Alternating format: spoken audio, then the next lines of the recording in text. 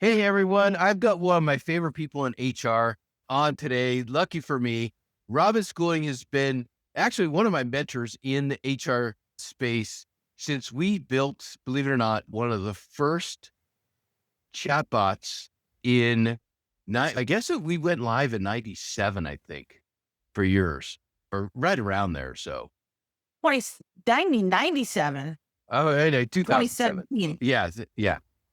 Uh, 2017-ish. But so you can tell where there's going to be a lot of laughs on this one. Robin, great to have you on the show. And why don't you give me a little quick intro of what you've been up to and all your experience? Because I can't even get into the only thing I can remember is all the funny stories, but I know all the great insights that you. So give me a little rundown what you've been doing the last couple of years and what you're up to these days. Yeah, I'm delighted to be here. I feel like I've been around in HR forever. And when I do the math, I've literally been working in HR for 35 years. It's ridiculous. And always in HR and or on the peripheries of it, but still in the industry. And so lots of in-house HR rules, variety of industries over the years. From I started in banking and it was very buttoned up and I had to wear suits and everything, Oh, to several casinos and lottery and healthcare and some tech and consulting firms. So just, I love the variety that I've had in my career. Lots of frontline work with frontline staff as well, and manufacturing and the hospitality world at the casinos, which I love working with that staff, some yeah. of those frontline service oriented roles. I have been a long time blogger. I've been writing my blog since 2010. My first book came out last year called Real Yeah. HR, so that's been fun. Podcasting over at Drive-Thru HR. That podcast has been running since 2010 as well. God, we're old. Yeah. And currently looking for my next adventure, if you will. I've hung my shingle up called Velvet Cubicle is the moniker I'm going under, just because I had that domain forever and I always liked it. And so working with some organizations and or individuals on some projects and things, but I'm really looking to get back somewhere in-house HR in some way, shape, or form. Yeah. Yeah. So tell me about one of the ways we met back in the casino days at I don't even remember what casino it was. Hollywood Casino. Hollywood. Yep. Yeah. And we built, I'll lay this out because we were talking about it. There's a press release, somebody from Y Combinator announced they built the first recruiting chatbot. And I think their mom was really excited and liked it on Facebook. But yeah, and that was like 6 months ago. Robin and I created one of the first texting chatbots together. Yep. And to Yep. me, it was this hypothesis. I said, hey, Robin, okay, we're both tech. Let's figure this thing out. I think this thing might work. So I asked her, give me a role. And it was a security guard role that you Yep. just Yep. used on iSIMS and posted. And then I think you said you got, and I don't remember the numbers, but we'll just go off the cuff. But I think you got 2 candidates through iSIMS for the security job. Now, everyone knows, obviously it's a different time and whatnot, because now we have AI resumes and you'll get 10,000, but it was an issue because you have frontline workers trying to go through iSIMS that wasn't mobile ready. So different circumstances than we have today, a decade ago. Right. And then I said, why don't we I'll take that same job description. I'll put it on Craigslist just like you did, but we'll put a QR code and a text jobs to this phone number and see what happens. And I don't remember what the number was, but it was something like 30 candidates in 48 hours. And I was even shocked, like, whoa, this is crazy. And that was the start of what we've figured out, that hourly candidates needed a mobile first solution, and we could automate and pre-screen candidates really quickly. And it was a different mode of operation than we were before, which was post ad, put up this, we'll call it a paywall, called the ATS, and then only 2 people got through the paywall. Changed the fundamentals, and then on goes Paradox to sell to 9 years later, sell it to Workday. So I think it has always been great to have a partner like that who's still in the game and say, yeah, we just knocked one out early It and see it yeah, it happening. was I loved when we did that because I was looking to solve the problem that my team was living with every day, and you were looking to solve the problem on the bigger scheme of things. And it was just a perfect testing of what could be. And I think back to that moment in time. So yes, we had iSIMs, which I had inherited. We had it forever. It was deployed across multiple sites. I was the head of HR at my site. But I couldn't change iSIMs because it was just what we had. But it didn't work for us. It didn't work for my location. It didn't work for the number of positions we were and types of positions we were filling. And so we were high volume hiring. New hires, we probably had between 40 and 50 new hires every month. And we did new hire orientation twice a month, every 2 weeks, with Yep. 20 to 25 people every 2 weeks. So we were just constant hiring and a small HR staff for all of HR. And we had wardrobe. There were three of us. There was myself, there was a coordinator, and then I had an HR business partner who 80% of her time, she was the recruiter. But it was a very manual 10 years ago. It was still manual. We had people walking in off the street to fill out applications. And we needed to communicate with people quickly on their time because this was a 24/7 operation. So people were job searching at 11 o'clock at night when they got off their other second shift job and they were looking for a new second shift job. When they, to your point, they'd go and, oh, okay, yay. We could get some traction off of, I had a Facebook page and whatever. People would see the jobs, but then they would get to the application and just, oh God, and abandon it, right? I don't have Yep. time for this. It's 11 o'clock at night. I just got home. I'm exhausted. Oh, the hell with this. I'm not going to apply. And so we needed to make it fast. We needed to make it quick. We needed to make it easy for those people who are running from one job to the next or picking up their kids or whatever it was. And so the texting was fantastic. Like I said, it was within 48 hours. Yeah. I think it was even more than 30. I swear to you. And I had the numbers and I've lost them. I think we got 70 plus over a couple of days. And we had built it. What was so great, we worked together to build kind of these screening questions through this texting that got people to self-select out.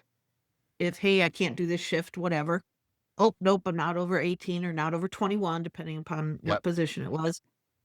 They could self-select out, but then they could leave us their phone number. They could leave us their email as well. But then we could communicate right back with them with, hey, this sounds great. We're interested. Please, we do need you to fill out this application or come in and we'll suggest a little kiosk with machines that people could fill out if they wanted to go old school. But up the speed, it was responsive to these candidates. It just changed the game. Now you can go down the street and, oh, here's some platform that they've learned from us to build that. Yep. But here's, I think, the greatest lesson out of that as well that applies today for HR and or recruiting teams. Oh, heck, pick a profession. You don't have to wait for a vendor to build this sort of thing for you. Do it yourself. Find a Yep. way to do it yourself. And so when I see whatever, pick the generative AI of your choice, right? Your Claudes, your Yeah. Geminis, whoever. Play around with this stuff. Find ways to build these things yourself. Yep. What's the problem you're trying to solve? You can partner up with someone like you, like I did. You can probably Yep. solve it. Yep. Yeah. I'm so deep into Claude like right now. I don't even see my friends at this point. I'm like, I gave up. In fact, I'm probably going to be posting I just broke up with ChatGPT comment on LinkedIn here quickly because I just canceled the entire corporate account. I'm like, we're totally on the wrong platform for things. Yep. Yeah. I'm just promoting the heck out of it just because I've seen, and I've been building AI system in the enterprise for over 10 years. And Yeah. it's phenomenal what you can do. And Yeah. you don't have Yeah. to call a guy like me, but we have a whole bunch of specialists, other stuff that you can just tap into instead of trying to figure it out. But yeah, it's pretty cool. So what kind of fun things have you been doing in conferences and stuff? And I also want to preface this too is, and I don't talk about this enough. The reason I do this podcast is because I believe most people in HR and recruiters don't get a chance to meet people like Robin, to go to conferences and hear the real insights about what's going on and how sometimes it's technology, sometimes it's compliance, sometimes it's just the shift in the market. So my goal for this podcast is to get people to hear Robin's voice, subscribe to her podcast, subscribe to her blog posts. She's super funny and has some great stories. So what was the last conference you were at? HR Tech and then Wreckfest in the fall Oh, with Redfin. the And yeah. I've never been to Wreckfest. So what's Oh, I been love going them. on in AI has really taken a big turn. It does every month at this point. But Yeah. and besides just AI, what are you hearing in the market? Maybe it's like the volume of candidates increasing because, and I had one guest on, maybe I think it's now 6 months ago, where he said, I went to this new company, we had a new role, and I looked and I go, wow, they're getting great candidates. And then he looks at every single one. He goes, no, they're getting great resumes and they still have the same number of qualified candidates. Yeah. Yep. So there's this leveling up of resumes are looking better. So it looks like you have more Yeah. qualified candidates, but the actual number of qualified candidates is about the same. So it's getting harder to weed through all that, which then means you've got to do automation and everything else. But what's your take on what you've seen and what's going on in the market these days? I think this is something I was working on this morning and something I've been writing that, depending on how much I get done, is probably going to go out tomorrow. But I think what's is so interesting to me, and this has always been the way, is there's very much this divide in HR, TA, whatever, between enterprise and everybody Mhm. else. And we can argue the cutoff point, but let's say over 5,000 employees, and I'm talking employees, not revenue, over Yep. 5,000 employees, folks that work in HR and TA, once you start hitting that 5,000 employee level, 10,000 certainly, start looking down, if you will, on everybody else. Mhm. And so Yeah. if I'm working in HR or TA and I'm at a mid-sized, we may be rocking and rolling, but I'm at a mid-sized regional bank or an insurance, whatever. I have this, oh, I'm made to feel bad. Oh, I'm not as great as somebody who's working at a known brand or a sexy company or whatever. And so we've always had this sort of desire amongst a lot of HR people I need to go work for a big name, a well known name. And you can regionalize it. You can take that down to my level in Baton Rouge, Louisiana. And it's, oh, she works for XYZ. And oh my gosh, they have 3,000 employees. That's big time Yeah. here. And so there's that going on. But here's my prediction, if you will, my career prediction for Yeah. HR folks and recruiters as well.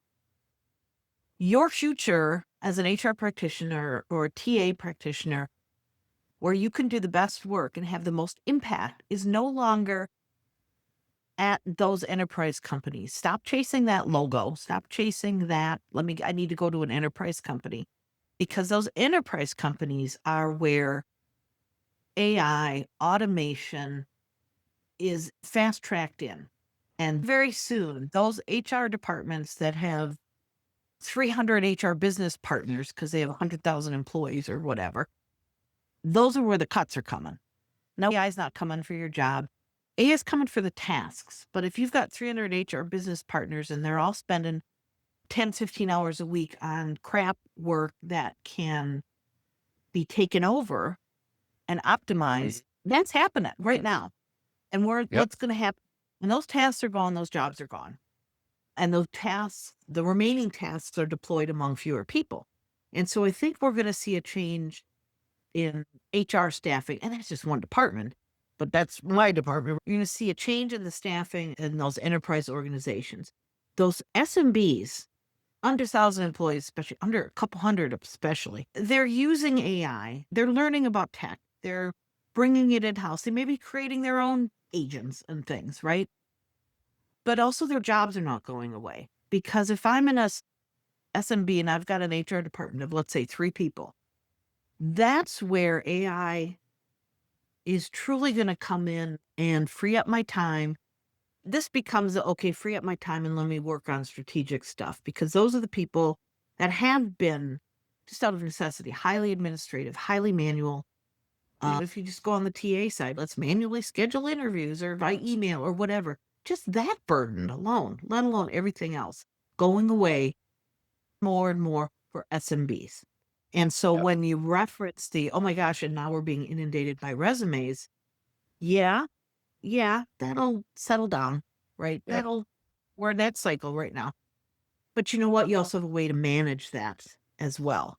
And so what I see, some of the conversation that I've heard, seen, listened to, is these SMBs, these small recruiting teams, for example. Oh my gosh, we never had that before. And now we do. And oh my gosh, we've got all these people and they're fake and they're applying for our jobs. How do we mitigate wasting our time with these fake candidates? And should we add more steps to our process? What are those steps we should add? How do we screen out the fake people?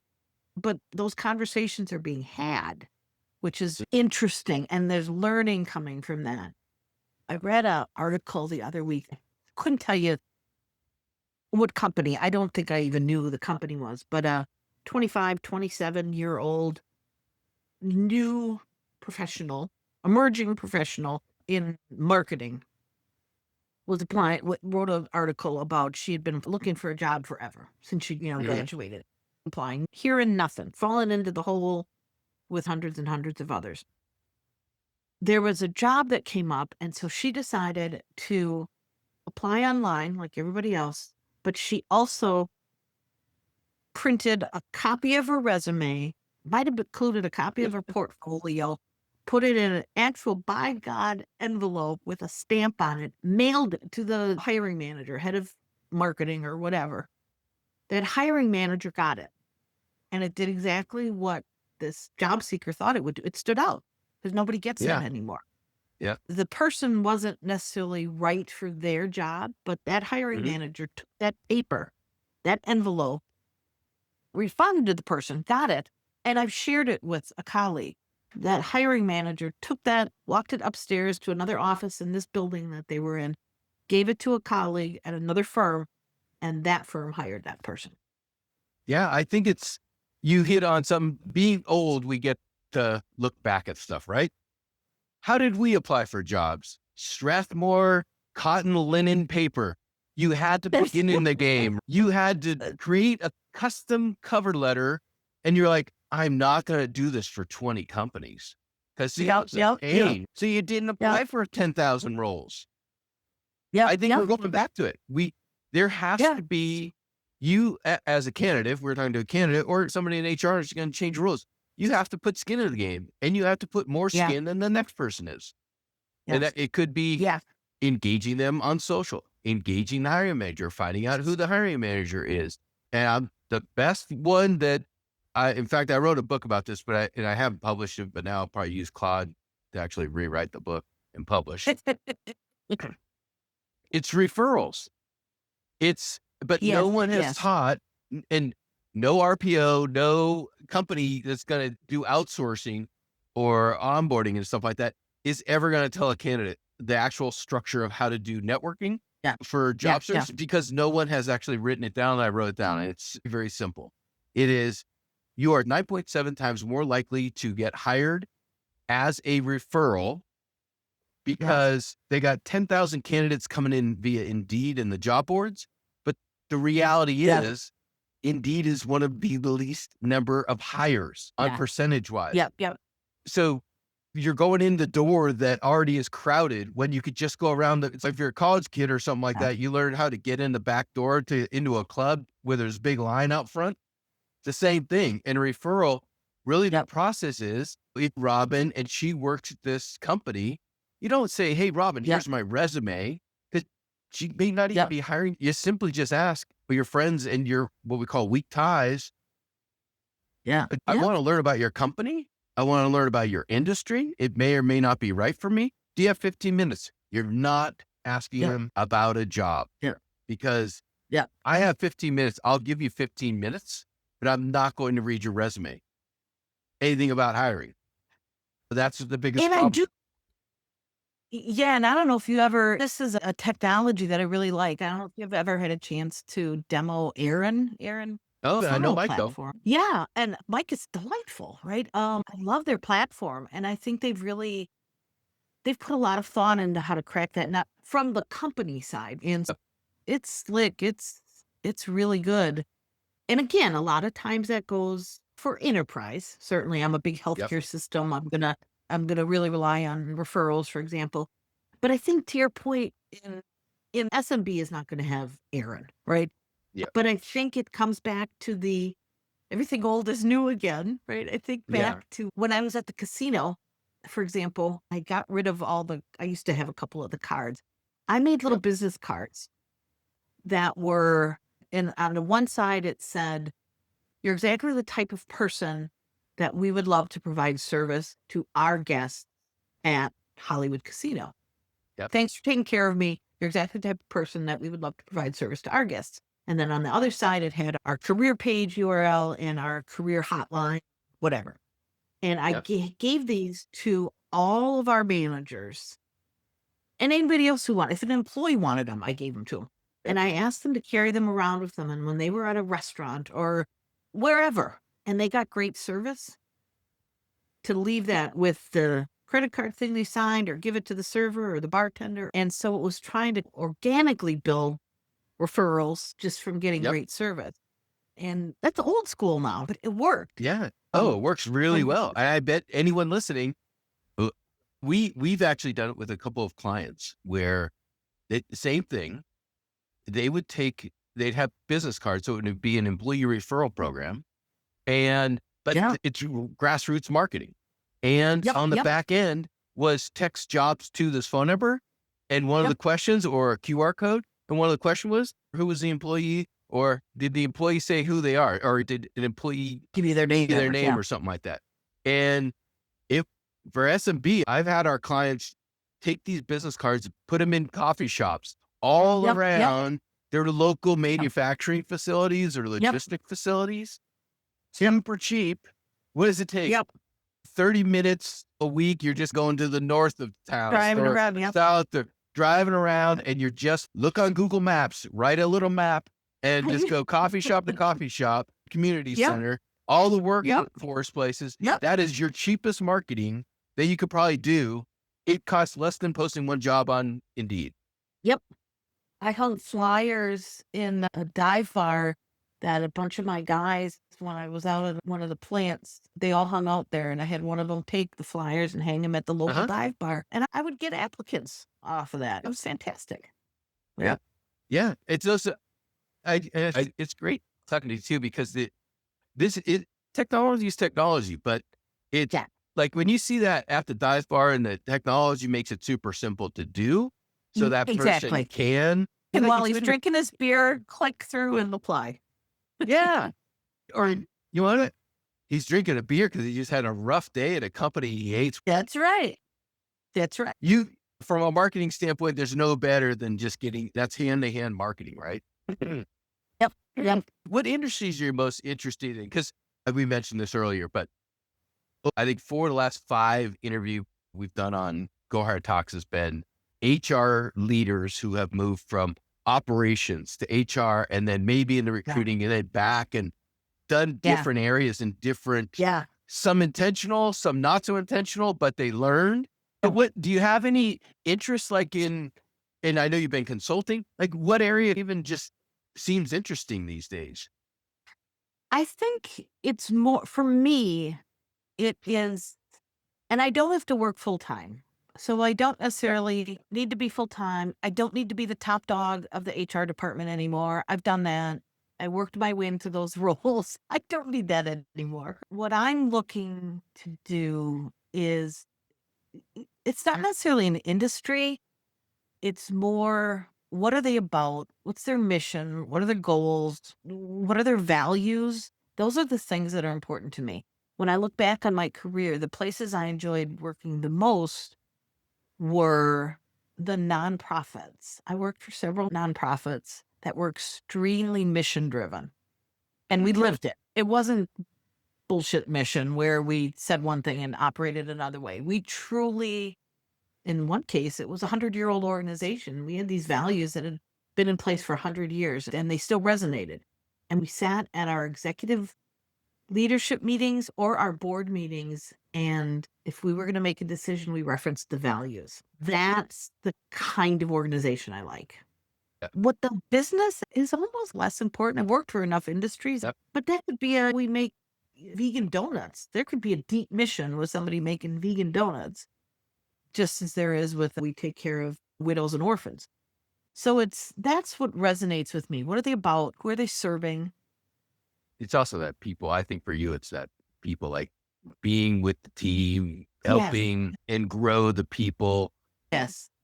And that's certainly universal. But there are people in HR who, I wouldn't say this negatively, but there are HR business process people that want to do the process. There's people who want to do the Yes. compliance. God love them. And there's people who want to do the people. Yeah. I think that's Robin. Yeah. Yeah. I love a good process and I will come in and clean up and structurize anything that eliminate the waste. I like, Yeah. let me eliminate the unnecessary work, the unnecessary waste. Well, why are we doing it that way? If it doesn't serve a purpose anymore, let's get rid of it. That's Mhm. where I'm about with the processes. Clean that garbage out so that I can go and do all the peopling that I want. Yeah. Yep. Hey, so let's wrap up. How can someone find you? I'm sure easy enough to find you on LinkedIn. We'll put that in the show notes too. But what's your I the am velvet? infinitely Googleable. Oh, yeah, Robinschooling.com. I figure if I put in Robin HR, you're going to show up on the first one. But I'll put your LinkedIn in the podcast notes too. Yeah, and robinschooling.com. That's my original. That's the blog that's been around forever. And then that takes people anywhere to find Yeah. me as well. Awesome. So great to catch up. What's your next event you're going to be at? I have nothing on the radar. I've divorced myself from SHRM a number of years ago, quite frankly. And that's a lot of calendar time Yeah. that I just don't even pay attention to anymore. I have nothing on the agenda for the Oh, foreseeable for the future. summer. Yeah. Yeah. All right. Yeah. And fall is going to hit hard too, I'm sure. Right. Yeah. All the Q4 stuff. Great to see you, Yep. Robin. Great to catch up and reminisce about our old days. Huh? All right. See you again. Thank you again so much. And I'm sure we'll see each other soon. Fantastic. Thank you, Jonathan. All right. Thanks for spending your time here with GoHire Talks and listening to our guests. My intention has always been to create incredible content to help you in your career in recruiting, marketing, business, and leadership. We appreciate all of the insights and feedback you provide. If you've got guests you'd like us to have on the show, please let us know. Again, thank you for all your support.